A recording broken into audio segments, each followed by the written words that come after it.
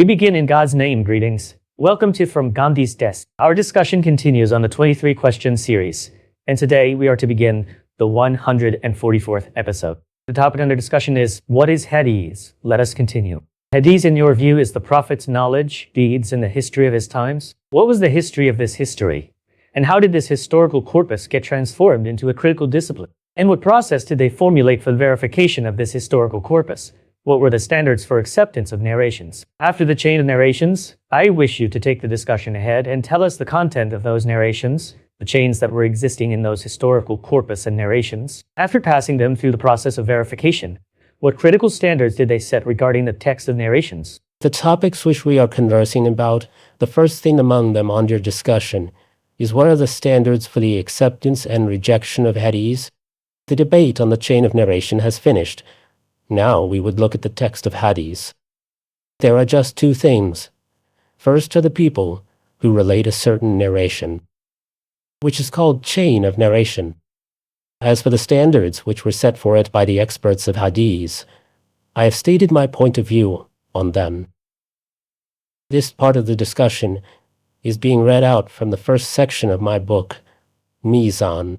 Right. The other thing is the text I have written. After investigating the chain of narration, the second thing is the text of a Hadith. That is what actually was said. The text means that so-and-so has stated, and so-and-so has stated. But what has been said? That is, its content. Obviously, that point is being reported in attribution to the Prophet. Peace be upon him. The real importance is of that point. The chain of Hadith was verified for that very point. After investigating the chain of narration, second comes the text of Hadith. Although the scholars and experts of Hadith have left no stone unturned when it comes to investigating the character and biographies of the narrators in order to reach accurate information, that is, they have done their utmost possible at the human level. They collected whatever information could be gathered, whatever could be known about the narrator's life and character. What is the level of memory and retention, and the way it can be ascertained? What information can be accumulated with regard to historical contemporaneousness? For all these things, to gather information about them, and to carry out research and investigation for them, they tried their level best to ascertain them. They left no stones unturned on their part, and dedicated their lives for this work. Here, this point has been stated in 2 sentences, and its history has been brought under discussion by us in detail as well. Yet, like with every human effort, the natural flaws which still exist in this endeavor. Notice the natural flaws which still remain, despite all the efforts which have been made to remedy it. That is, each and every possible aspect has been investigated. When a human being researches something, the means available to him are, of course, limited. That is, even if I work for years together to form an opinion about the life and character of a person, the possibility of a mistake still exists. It is possible that something remains undiscovered. It is possible that I may not reach to some conclusion. Same is the situation in ascertaining memory and retention. With regard to conclusions from history, we may say that, to a large extent, we are able to reach the right conclusions, however. The possibility of obtaining wrong information cannot be ruled out there as well. We are aware that, in our own society, even till 50 or 100 years back, people did not even keep the record of the dates of birth. Right. Mostly guesswork was done in that regard. When you get some information based on such guesswork, only later on it was realized that an error of up to 10 or 20 years was being made. And this really happens. I will tell you my own experience of an interesting anecdote about my mother. Her age then must have been about 70 or 72 years. I had taken her to a physician for a checkup, as she wasn't feeling well. The physician asked her, "Dear lady, what would be your age? You are aware that physicians generally note down the age." She said, "Somewhere around 40 years. Strange. Okay. She is an elderly lady, and she had a kind of rural background. She came up with this number quite nonchalantly. She must have thought this." So, the physician laughed and said, "Then I am quite older than you."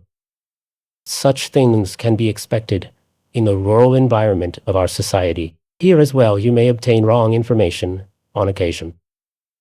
Likewise, the possibilities for this will always remain, that people were very truthful. They purposely did not intend a mistake from their side, however. They may have erred in case of understanding something. We saw that the debate occurred even among the companions, that a personality like the Caliph Umar himself narrates something attributing it to the Prophet, peace be upon him. And the mother of the faithful, Aisha, comments on it that Umar has not narrated a lie, or he hasn't attributed wrongly a point towards the Prophet, peace be upon him, yet, at times, there can be a mistake in hearing. If there is a mistake in hearing or in understanding, a person entered a gathering at the moment when he isn't aware of the context and backdrop. Now imagine that the Prophet, peace be upon him, is engaged in a sermon, and during the conversation, the Prophet states that the people of the book had various superstitions. They have changed various things into stories and tales. Say he began talking about this, and then recounted a few such tales, in order to illustrate the kinds of errors they did. Say a person enters the gathering when the Prophet was recounting that tale. He in turn states it in the manner as if the Prophet, peace be upon him, was not just relating the tale, but was approving of it as well. There are various things of this kind, which in spite of all these precautions, would have to be taken into consideration. That is, we have to acknowledge it to be a human effort. There was no negligence done from their sides, however. The possibility cannot be ruled out that the point which is being attributed to the Prophet, peace be upon him, that attribution might not be correct. For this reason, the precaution is taken while reading out a narration to say at the end of it, أو كما قال رسول الله صلى الله عليه وسلم. That is, this point may be as it has reached us, or as per the narrator, or as the Prophet, peace be upon him, would have stated it, as one can't say with certainty. This is the reason that the knowledge that is gained from it, our entire academic tradition, accepts the point that this knowledge is conjectural, not certain. That is a preponderant possibility. We have reached this conclusion after research. This point should always be in consideration for all human endeavors. This point is described here in the introduction. After investigating the chain of narration, the next is the text of Hadis. Although scholars of Hadith have left no stone unturned in investigating the characters and biographies of the narrators, the experts of Hadith have left no stones unturned, and have spent a greater part of their lives in this research. That is, there isn't any mistake in this. Yet, like every human endeavor, the natural flaws which still exist in the narration of a Hadith require that in consideration of them, in consideration of the natural flaws that still exist, I haven't dealt in detail right here. The people who wish to understand the details further, they should refer to the work Principles of Understanding, Hadith of Ustad Imam, Amin, Ahsan Islahi. Right. There is a full section in it where he has stated the complete details of it. In consideration of those, that is, the flaw that still exists, or flaws which have remained, in consideration of those, the following two things, while investigating the text of a Hadith, should necessarily be seen. After the consideration of chain of narration, now the text should be looked at. What are those two themes? One is that nothing in it should be against the Quran and Sunnah. Against the Quran and Sunnah. Nothing in it should be against the Quran and Sunnah. We have said earlier, like the Quran is fixed, like it is the book of God, it is available with us. Exactly in the same way, Sunnah too is fixed. It has been transmitted through consensus and adherence. We can compile a list of them, and we can present it before the Muslims. We have dealt with all these topics earlier in the sessions on what is Sunnah. Right. 1. Something in it, that is, in the text of the Hadith now, the text which is under discussion, the topic which has been stated should not contain anything against the Quran and Sunnah. A question, Ghamidi Sahab. While discussing Sunnah, you had explained that the difference between the Sunnah, according to you and according to the scholars, appears when they consider the narrations to be a part of the corpus of Sunnah.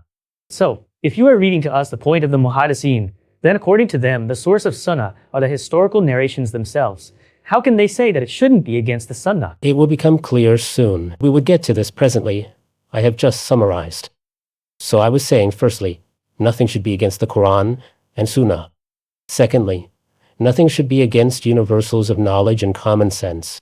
Right. So two things universally accepted facts and reason. It wasn't said that a person simply states that such a thing is beyond my comprehension. The established premises of knowledge and reason are different, and my knowledge can be limited. My intelligence can fall into a mistake, however. The things which have the status of universal principles of knowledge and intellect are ascertained at the global level. Everyone accepts them.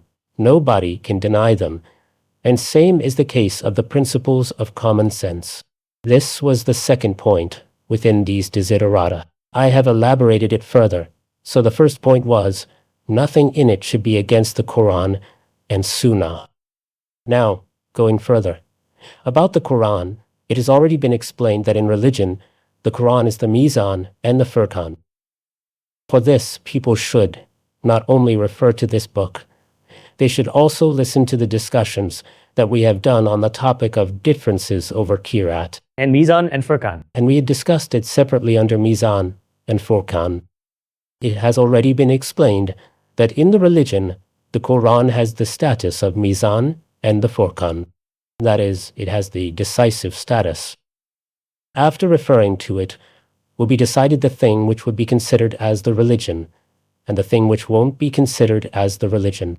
That has been revealed with the objective of لِيَحْكُمَ بَيْنَ النَّاسِ فِي مَا اخْتَلَفُوا فِيهِ. It decides over all the differences. In the religion, the Quran is the Meezan and Furqan. It acts as a guardian of every religious concept, and it has been revealed as a judge to distinguish between what is right and what is wrong. All these points have been discussed in detail.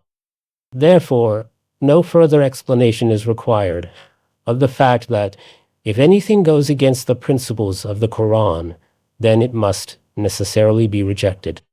That is, if a chain of narration shines brighter than the sun, and the people narrating it count among the experts of Hadith. But if it goes against the Quran, and we are clear about the point that the Quran does not accept it, it will consequently be rejected. And the point would be acknowledged that even the greatest of scholars can commit a mistake in research. Human knowledge cannot be completely free from mistakes.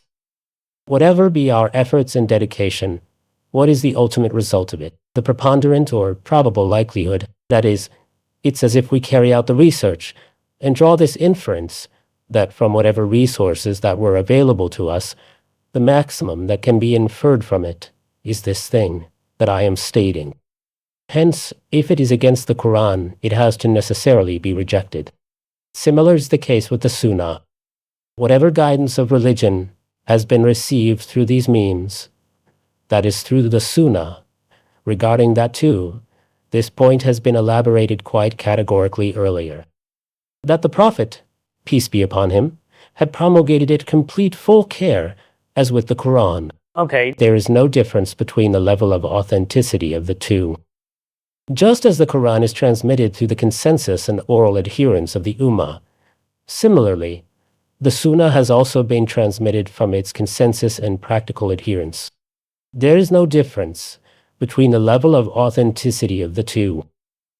Just as the Quran is validated through the consensus of the Muslim community, the Sunnah is also determined from its consensus. Since these truths are absolutely categorical with respect to the Sunnah, thus, if they're an isolated report, that is Hadith. Right. If an isolated report goes against the Sunnah, and if there is no way out to resolve a conflict between the two, if there's a conflict between the two, and there is no way out for reconciling of the conflict, both the words or both the statements seek attention. Yes. Apparently it seems that something is against the Quran. No, there should be a stark contradiction. And then you must make full effort so that a mutual harmony is sought between the two. An understanding is achieved as to their relation. What is this process called? To develop a possibility of convergence. At times it happens that apparently something seems to be contradicting. Nevertheless, another perspective exists, which when adopted removes the contradiction and reconciliation develops. So, if contradictions exist and there is no way for reconciliation, then that will be discarded consequently. That is the same would be the case with Sunnah. So, what was the second point Nothing in it should be against universal principles. Right. Established universal truths of knowledge and reason also have the same status in this regard. That is, the status which the Quran and Sunnah enjoys, the same is that of these universal truths. The Quran is absolutely clear that its message is based on these established facts. That is, the Quran itself presents its dawah on the basis of the facts derived from knowledge and common sense. Those things have become part of our knowledge. Those have been proven in history. Reason is compelled to accept them. When all these things are fundamental and the dawah of the Quran itself is based upon them, how then can something be acceptable which is against them? Two things have primary status in our religion: oneness of God and the belief in the hereafter. Tawheed implies oneness of God. He is the sole creator. Only He is to be worshipped. And Maud implies Judgment Day. Even its arguments on such basic issues as oneness of God and hereafter are primarily based on these facts. If you note, it argues about the oneness of God. It argues about the certainty of Judgment Day. It reasons about reward and punishment. What is the basis of these arguments on these established principles of knowledge and common sense? It is the requirements and demands of these facts which the Quran highlights through its teachings. That is, it takes up the established principles of knowledge and common sense and would present this as their obvious consequence. This is the outcome. How can you deny the conclusion that after having accepted the premises, the style of the Quran in such instances is of كَيْفَ تَحْكُمُونَ? How can you declare such a ruling or decision? So it gives this status to the established principles of knowledge and common sense. Every student of the Quran is aware of the point that it presents these facts as deciding factors for the truth of the message it puts forth. That is, in the way, the Quran, for us, is a decisive judge for everything related to the religion. God has revealed His book with the status of the decisive authority. Likewise, when the Quran presents forth its dawah, it draws humanity's attention to refer to the established principles of knowledge and common sense. It should look towards it. These are the blessings given to him by his Lord. These were the first revelations. These should be realized first before reviewing the Quran. They will never be able to deny it. Every student of the Quran is aware that it makes them, that is, the established principles of knowledge and common sense, as arbiters for the message it puts forth. It presented them as the final word, both before the idolaters of Arabia and before the Jews and the Christians too. What is the yardstick? It would be these. When these things are scientifically known, and no one can deny it, how then can the consequence of it be denied? For example, this universe, you have accepted that it is the work of a creator. As there is a creator, therefore, the creator tells us that one day he would wrap it all up and then would recreate it under a new set of rules and laws. Thus, the Quran argues that you accept its creation in the first instant. If you accept the first instant of its creation, it implies that its first creation has assumed the status of established principles of knowledge and common sense. The addressees have accepted it. They have recognized it as knowledge, and their intellect has any objection to it either. Therefore, it states that a refurbishment is quite simple. Hence, what did Quran do? That is, the point that had been accepted in accordance with knowledge and reason, its necessary consequence was made the basis of argument. Right. This is just one example. There are multiple instances of such examples in the Quran. It presented them as the final word both before the idolaters of Arabia and the Jews and Christians too. For example, about the people of the book, if something has been stated in the Torah, then it is among the established principles of knowledge. The Quran would take that as a basis to prove its case. Those who oppose them, that is, those things which have been accepted as knowledge and common sense, those who oppose them are regarded by it as people who follow their base desires. Those people who deny things which are evidently true, the things which are testified by our senses, those which are affirmed by the inner senses of human beings, those which are stamped with the confirmation by the physical senses of human beings. If someone falsifies and contradicts them, the Quran declares that such people are following their base desires. They've denied themselves of knowledge and intellect, therefore. They say all this. Those who oppose this are regarded by it as people who follow base desires. Thus, intuitive realities, the historical truths, the inferences and results of experience and observation all are discussed in the Quran in this very capacity. That is what will it do? The things which are being clearly observed and felt by a human being, that is, his inner senses acknowledge the presence of these things. We have given dozens of examples of it. I have hate, love, or resentment inside me. I bear some sentiments. All these are being experienced by my inner sense, are feeling them. These are realities for me. These can't be denied or questioned. If you reflect over it, the same is the case with historical truths. That is, there are things which transmit as isolated information in history as well. Regarding them, arguments can be made whether those are right or wrong. However, those historical truths which have been transmitted through consensus and adherence, for example, the fact that there used to be a Mughal empire in the subcontinent, this is a truth of history.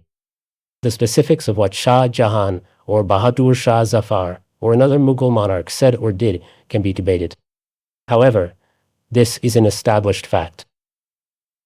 Pakistan as a country has come into existence. It was founded in 1947, and the name of its founder is Muhammad Ali Jinnah. These are the truths of history. Thus, intuitive realities, historical truths, results of experience and observation, that is, the things which come in the grasp of our physical senses. We can see them. Those have come in our experience. All are discussed in the Quran in this very capacity. Here I have elaborated upon it.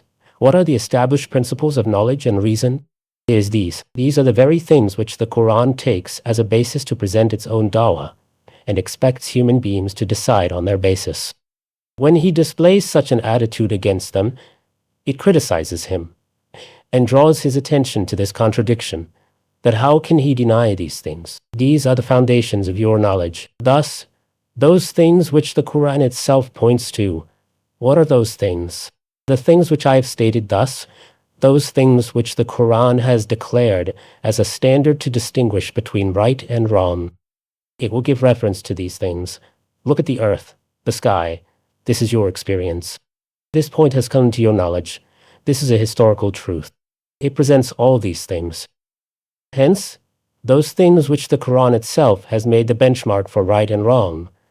An isolated report which is against these facts can be regarded as acceptable. Isolated news implies the information which has been reported by a single or two or four individuals, about which it cannot be said that at what point the narrator might have erred, or where they unknowingly made a mistake in understanding the backdrop of a particular point, and stated it in such a way in which the speaker had not intended to speak. How can an isolated news against them be regarded as acceptable? It is very clear that we shall reject it come what may. Thus, I have summarized this entire topic regarding the text of Hadis in 2 points. One, that we would check the text for anything which goes against the Quran or Sunnah. Obviously, our understanding would be decisive. When the experts of Hadis declare satisfaction over the seerah of a person, it is their understanding and their research. Similarly, when they consider something that it is against the Quran, then they would first ascertain their understanding from the Quran. Right. Again, there can be errors. However, it is expected from human beings to research things in this manner. We would reject it straight away. If it is against the Quran and Sunnah, we will reject it. These are the principles of the acceptance and rejection of Hadith. If it is against the established universal truths, we would reject it. All leading scholars of Hadith also hold this view. Okay. That is, I do not have any disagreement with scholars of Hadith here as well. The way they have set the benchmark for the verification of the chain of narration and the manner in which they have pointed out aspects of defects, I completely agree with it. I do not have even a single point which can be added to it or which can be taken away from it. Same is the case here too. That is, what do they say with regard to textual criticism? What is their point of view? They have stated all these things in their books. What I have done is nothing other than the following. I have merely summarized them in 2 simple points. All leading scholars of Hadith also hold this view. Al-Kifayatu fi ilm al-riwayah is the source book of their science.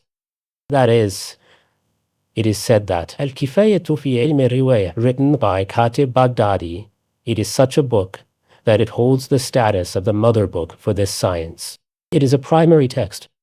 It holds the status of fundamental source. This is the book about which the experts of Hadis of later periods say, Kullun ayalun ilay. Everyone from later periods has relied on this very book. It is the pioneer of this science.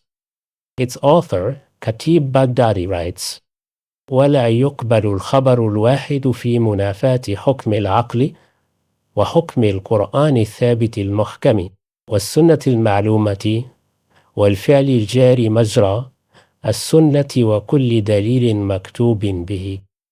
I have read this from page 432. Its translation is an isolated report, that is, a hadith. An isolated report cannot be accepted whenever reason dictates against it. I have called these universal truths.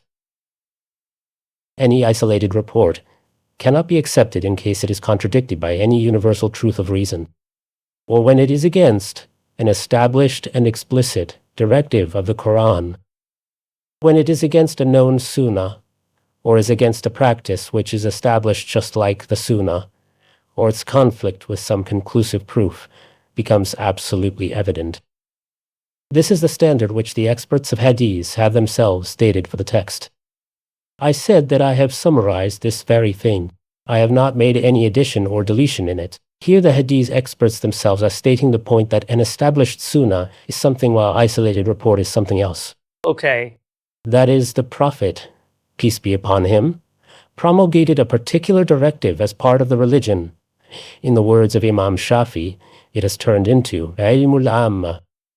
Every Muslim is aware of it. All companions are aware of it. Their successors are aware of it. We have dwelt in detail on it. There has been long discussion about it. We have elaborated them in what Sunnah is, from various angles. This is Sunnat Maluma. The word Maluma implies that everybody knows of it. It is ilmul amma. When something is narrated against any such thing, say, an individual does it, or two do it, or four state it, whatever be the state of its chain of narration, it will not be accepted. And when the experts of Hadith say that it will not be accepted, then what does it mean? It means that the Quran and the Sunnah have the final authority. The Quran and Sunnah for us is the religion given by the Messenger of God. The way the Quran and Sunnah were transmitted, they have reached us intact. There cannot be any debate as far as their authenticity is concerned. Now, we tried to understand them and learn something from them. Now we may place this understanding against the understanding of the narration. It is we who are trying to understand them as well. And if we reach the conclusion that the Quran does not accept such a narration, the Sunnah does not accept such a narration, the universal truths do not accept such a narration, then we would suspend our judgment regarding it. And if the nature of contradiction is such that there is no further scope of a debate, then we would reject it outrightly. Ghamidi Sahab, the standards for the acceptance and rejection were discussed in great detail. You referred to the books, or rather classical books of our traditional scholars and experts of Hadith to put forth your views. There are two things. Ghamidi Sahab, he has used here a word Sunnat Maluma. You have yourself explained what is Sunnah. Sunnah for them is classified into two types. So which Sunnah is he talking about in this case that it shouldn't be against it? He has clarified that point further onwards. That is, the Sunnah which is known to every person. That Sunnah which is proven, about which there is no debate. Whether the Prophet, peace be upon him, had issued it for the purpose of being practiced or not, about which no one has any doubt. Just see he has further stated in these words that Sunnat Maluma, or against any such deed which is established as Sunnah. So, the word established as Sunnah makes it clear the kind of Sunnah he is referring to. Okay. The Sunnah, which he thinks a Sunnah qua isolated report, that he separates out, and the Sunnah which falls in the category of established Sunnah or widely disseminated Sunnah, which he refers to here with the term Sunnat Maluma. We express the same meaning by just the word Sunnah. Ghamidi Sahab, that Sunnah, which is being adhered to with perpetuality, that is being made the standard, and the isolated report is seen in their light. So if there is a contradiction between them, then the other Sunnah would prevail. This is the point. And in this case, it isn't just this much. You will see that he would take up this contradiction to the point that a narration among us, if it has come from a more knowledgeable companion, or a more trustworthy one, in comparison, if some individual is only Sikha, however, his scholarly level is not that.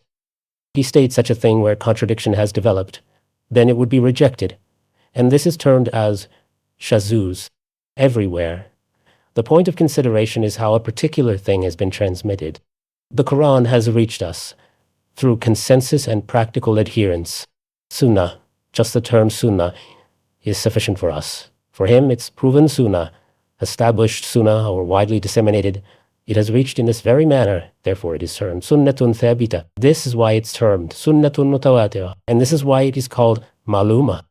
Imam Shafi had adopted this term that it's turned into Ayyimul Amma, Yes. and against it he has placed isolated report and formed the principle that it won't be accepted against it. Ghamidi Saab, what are the standards for acceptance or rejection of the text of Hadith? 3 such standards were discussed. Verification of the chain, the character and memory of the narrators and their contemporaneousness. And the 2 standards that came forth for the acceptance of the text of the narration, the first being that it should not be against the Quran and Sunnah, and the second that it should not be against universal truths. We have used up the time allocated. We shall be back again. Thank you for your time till now.